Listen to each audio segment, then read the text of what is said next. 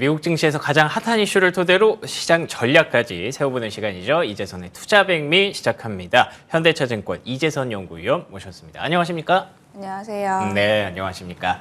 가장 핫한 이슈를 토대로 전략을 세워야 되기 때문에 가장 핫한 이슈에 대해서 얘기를 해봐야 되는데 아무래도 이 신용등급 강등 사태가 2주 연속 일어나다 보니까 이게 좀 핫해진 상황인 것 같습니다. 뭐 물론 지난주에 있었던 미국 신용등급 강등 사태에 대해서는 약간 뭐 이러고 일단락되고 넘어가나 싶었는데 오늘 아침에도 어젯밤이죠. 우리나라 시간으로 무디스에서 은행 신용등급을 강등하다 보니까 약간은 좀 불안감이 높아지는 게 사실이에요. 어떻게 보고 계세요? 저는 시장에 미치는 영향은 그렇게 크지만은 않다라고 생각이 들고 있고요. 대형 은행의 강등이 발생하지 않았다는 점을 좀 주목을 할 수 있을 것 같아요. 저희가 은행의 뱅크런을 야기시킬 수 있는 재료는 결국에 건전한 은행이라고 믿었던 곳에서 좀 균열이 생길 때라고 생각을 하고 그렇군요. 있거든요. 근데 이미 사실 중소형주 은행들은 워낙 상업용 부동산 비중이 많기 때문에 이 대형 은행과 좀 다른 자산 구조를 가지고 있다는 점을 시장이 알고 있었습니다. 그렇기 때문에 사실 중소형주 은행 위주로 신용등급 강등이 한 차례 발생을 하긴 했지만 조정은 사실 일부 중소형주 은행에 국한될 가능성이 높다라고 생각이 들고 있습니다. 알겠습니다. 현재 중소형 은행들 10곳에 대해서 무디스가 신용등급을 한 단계씩 내렸습니다. 그리고 또 6곳 정도를 선정을 해서 앞으로 좀 검토를 하겠다라고 얘기를 했기 때문에 일단 불확실성 재료, 악재성 재료가 던져진 건 사실이지만 아직까지 지금 나온 팩트들만 따지면 시장의 영향력이 크지 않다라고 보고 계시는데 미국의 신용등급 강등 사태에 대해서도 2011년과는 현재 상황이 많이 다르다라고 판단을 하고 계시다고 들었어요. 어떤 내용인가요? 네, 2011년도 저희가 8월 달에 미국 신용등급 강등을 한 차례 겪었었는데요. 그렇죠. 이때 주가를 보자면 S&P 500이 이제 고점 대비 마이너스 한 20% 정도 하락을 했고 낙폭을 온전히 회복하는데 약 1년이라는 시간이 소요가 됐습니다. 1년이 걸렸어요. 네, 우리나라는 좀 더 안 좋았고요. 예. 저희도 이제 고점 대비 대략적으로 한 23% 정도 하락을 했었는데 저희는 회복하기까지 거의 한 4년이라는 시간이 걸렸었고요. 근데 저는 지금이랑 그때랑 상황은 조금 많이 다르다고 생각이 들고 있는데 실제로도 뭐 이번 증시 흐름도 보면 알 수 있겠지만 이번 신용등급 강등 이후에 시장 반응이 좀 의외로 덤덤한 상황입니다. 왜냐라고 봤을 때 일단 변동성 지수가 크게 지금 움직이지는 않고 있는 상황이거든요. 예. 빅스라든지 이제 채권 시장의 무브 인덱스라든지 그때는 이제 한 20포인트 가량 일주일 사이에 튀었었는데 예. 지금 같은 경우를 보자면은 변동폭이 그렇게까지 크지만은 않은 상황이고 오히려 보자면은 그 변동폭이 컸을 시기는 연준의 추가 금리 인상 가능성이 부각되었던 3월 구간이었습니다. 그랬군요. 따라서 연준에 대한 민감도가 시장은 여전히 좀 더 높다라고 해석을 할 수는 있겠고요. 시장 사이클도 조금 다른데요. 그때 보자면은 사실 그 빅테크 기업들의 이익 추정치가 계속해서 하향 조정이 되는 구간이었기 때문에 그쵸. 전년 동기 대비해서도 사실 이익 모멘텀이 거의 부재한 상황이었고 또 이제 신용등급 강등 재료도 재료였지만 결국에는 대외적인 변수인 남유럽 국가들의 재정 위기가 더 부각이 되면서 사실 증시에 그 전반적인 조정 압력으로 좀 작용을 했다라고 생각을 하고 있습니다. 예. 근데 저희가 이제 이거를 선행 지표로 뭘 보냐라고 봤을 때 독일과 이탈리아 이제 10년물 스프레드를 보거든요.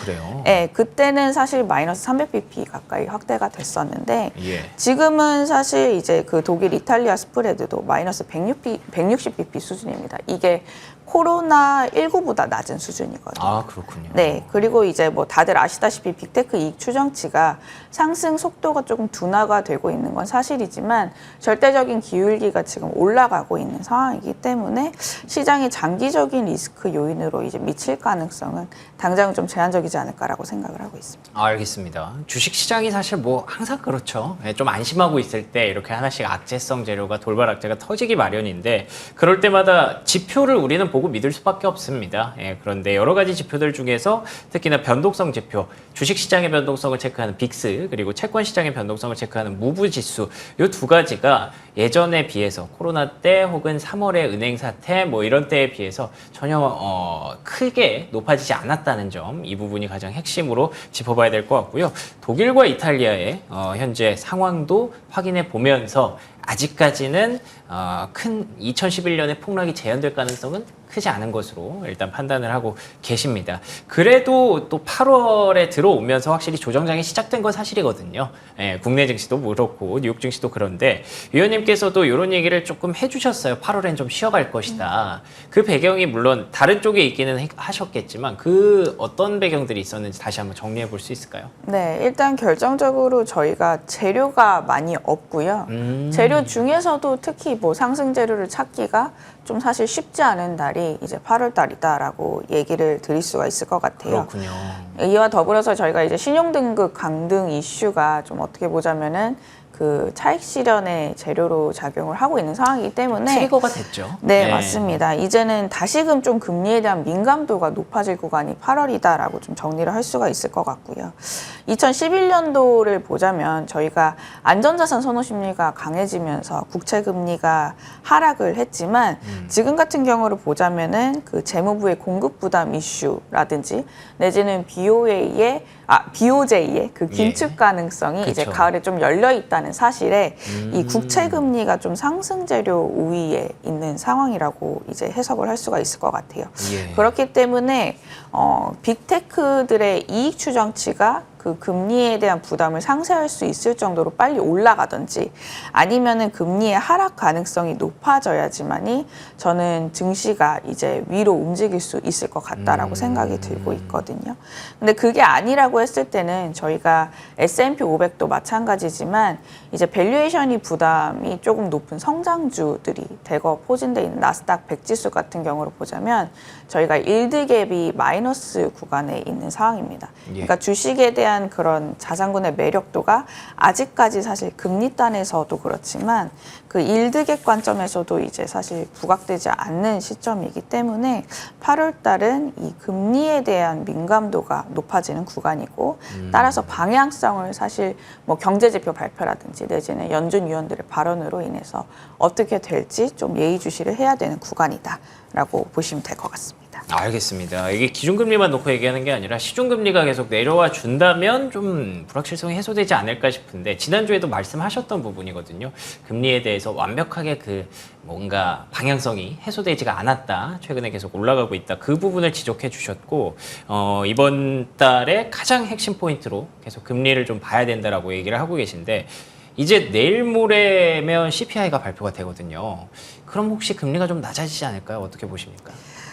저는 사실 컨센서스를 크게 하회하지 않는다라고 했을 때는 금리의 그 큰 변동성을 이제 촉발시킬 수 있는 지표라고 아직까지는 생각이 들지 않아요. 이번 달에 공개될 CPI가. 저희가 이제 10일 날 발표될 예정인데요. 시장 예상치를 보자면은 지금 원자재 가격 상승분에 따라서 헤드라인 CPI는 이제 전월 3.0에서 3.4%로 이제 소폭 반등할 가능성이 높고요. 코어 CPI 같은 경우를 보자면은 이제 전년비 기준으로 해서도 그렇게 크게 변동폭이 없습니다. 뚜렷하게 낮아질 가능성이 좀 낮다라고 시장을 생각을 하고 있는 것 같아요. 6월 달은 4.8%였는데 7월 달 컨센서스도 지금 4.8%로 이제 예상이 되고 있는 상황입니다. 따라서 이 컨센서스를 크게 하회하지만 않는다라고 했을 때는 그 연준의 생각을 바꾸기에는 아직까지 물가 지표가 2% 정도 조금 부족해 보인다라고 그렇군요. 저는 생각이 들고 네. 있고요. 그 다음 날에 저희가 그 미시간대 소비자 심리지수 예비치가 발표가 되거든요. 그렇죠. 네, 그리고 동시에 이제 1년 단기 기대 인플레이션도 네네네. 발표가 되게 됩니다. 일단 미시간대 소비 심리 지수는 소폭 꺾일 것으로 예상이 되고 있고요. 단기 기대 인플레이션을 저는 주목을 해야 된다라고 지난주도 말씀을 드렸는데 그쵸. 이 부분에 대해서도 좀 반등 가능성이 높다라고 이제 말씀을 드릴 수가 있을 것 같아요. 이게 추가적으로 반등을 하게 된다라고 했을 때는 그 낮아지는 소비 심리와 더불어서 그 소비 연착륙에 관해서 우려를 조금 더 불러 일으킬 수 있는 재료일 것 같고요. 따라서 증시에 뭐 그렇게까지 큰 상승 재료는 좀 도움이 되지 못할 것 같다라고 생각을 하고 있습니다. 지금 미국 휘발유 평균 가격도 보면은 갤런당 3.8달러까지 기록을 했거든요. 예. 이게 작년 10월 이후 최고치 수준이기 때문에 이 부분에 대해서도 좀 확인이 필요할 것 같고 따라서 잭슨홀 회의 전까지 연준의 스탠스 전환은 좀 낮을 것으로 생각을 하고 있습니다. 알겠습니다. 지금 현재 CPI도 조금 올라갈 가능성, 우리가 계속 내려가는 것만 보다가 조금 올라갈 가능성 얘기를 하고 있고요. 그리고 또 기대 인플레이션 지난주에도 얘기하셨던 기억이 납니다. 이 부분도 유가를 반영하면서 좀 올라가고 있기 때문에 그렇게 되면 8월은 아무래도 변동성이 좀 이어질 수 있을 것 같은데, 그럼에도 불구하고 볼만한 섹터로 또 중국 관련 그 노출도가 있는 종목들을 얘기를 해주셨어요. 사실 중국 완전 많이 안 좋아 보이던데 이런 얘기를 하실 때 또 어떤 업종과 어떤 배경에서 얘기를 해주시는지 궁금해요. 금리 하락 재료를 단기적으로 찾기 쉽지만 않다라고 했을 때는 미국보다는 중국 관련된 테마를 조금 눈여겨보자라고 저는 8월달 증시 전망에서 말씀을 드리고 있고요. 이번 주에 이제 미국의 물가지표도 발표되지만 중국의 CPI와 PPI 물가지표도 발표가 될 예정입니다. 컨센서스 같은 경우를 보자면 특히 PPI는 저희 이제 그 관련된 수출 기업들과 민감도가 굉장히 높은 지표 중에 하나인데 지금 저점을 찍고 반등할 것으로 예상이 되고 있는 상황이거든요. 다행이네요. 마이너스 4.0% 컨센서스가 형성이 되어 있는 상황인데 물론 플러스 전환을 이제 얘기하기는 아직까지는 시기상조이긴 하지만 기울기 자체가 저점을 찍고 반등을 했다는 점에 있어서 좀 유의미하게 해석이 가능할 수가 있을 것 같고요. 제조업 PMI 중에 세부 항목을 또 보자면요. 저희가 이제 가장 눈여겨보는 세부 항목이 신규 주문 재고 스프레드입니다. 그게 중국이 미국 대비해서 이번 달에 조금 스프레드 반등폭이 컸거든요. 그렇기 때문에 개선 속도가 중국도 이제 미국보다 조금씩은 잘 나올 가능성이 있지 않을까. 저는 이제 하반기로 들어서 그렇게 좀 생각을 하고 있고요. 그렇기 때문에 높아지는 원자재 가격에 있어서는 미국이 지금 당장은 부담이지만 그러네요. 반대급부로 이제 금리에 대한 부담이 없는 중국 같은 경우를 보자면 원자재 가격 시장이 이제 중국 경기의 저점이 이제 거의 다 임계치에 다다랐다라고 생각을 하는 것 같아요. 통상적으로 WTI 같은 경우를 보자면 중국의 제조업 수요에 약 한 4개월가량 선행을 하기 때문에 여름 지표는 사실 기대할 부분이 그렇게 많지는 않지만 저는 시차를 두고 감안한다라고 했을 때는 중국 경제 실물 지표가 우리나라한테 도움을 줄 수 있는 게 한 가을까지 이제 조금 기다려 보면은 나타나지 않을까라고 생각을 하고 있습니다. 단기적으로 그래서 8월 전망에서도 제가 얘기를 하는데 낙폭과대와 약간 빈집 수급의 관점에 있어서는 중국 인프라보다는 소비 테마의 반등 여력이 조금 더 셀 것 같다라고 말씀을 드리고 있고요. 저희가 전통적으로 늘상 얘기하는 화장품이라든지 유통, 호텔까지도 꼽을 수 있을 것 같고 최근에는 이제 새로운 소비로 테마로 부각되고 있는 미디어라든지 엔터까지도 이제 테마 관점에서는 매력적이다라고 생각을 하고 있고요. 길게 보자면은 중국 경기 회복 가시화되면서 지표가 추세적으로 올라간다라고 했을 때는 기대할 수 있는 섹터는 저는 여전히 IT라고 생각을 하고 있고요.